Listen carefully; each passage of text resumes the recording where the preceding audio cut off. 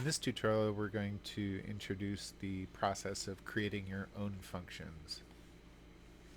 Up until now, you've been using functions that are a part of the predefined language of processing, including functions setup, size, draw, background, fill, and ellipse. Those are all functions that are predefined as part of the language of processing.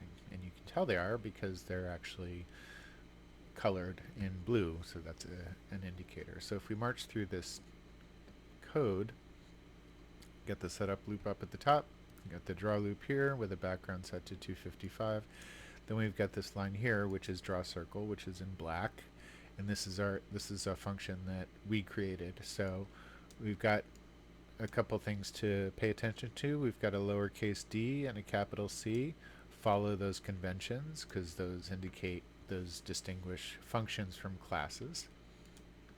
And then if we drop down here below and outside of the draw loop closes here, we've got void draw circle, and we're again lowercase d, uppercase C. We're using camel case so that it's legible quickly, and then we've got empty parameter parentheses, and then we've got curly braces enclosing what is actually executed when the function is called.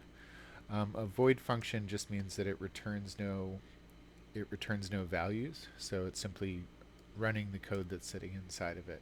If it were returning a value instead of a void, we'd call it an int or something like that. So, but we're returning no value. We're just running the block of code inside of it, so we call it a void.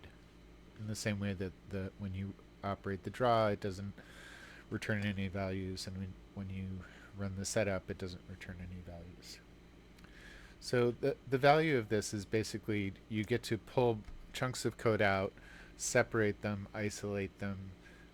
This is super simple, so it's probably not worth it, but you can imagine if you were starting to build either a button or a test,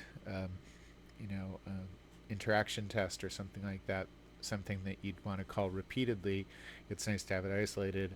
And also you can use it over many programs, because now you've got this discrete piece of code that you can access whenever you need that specific function.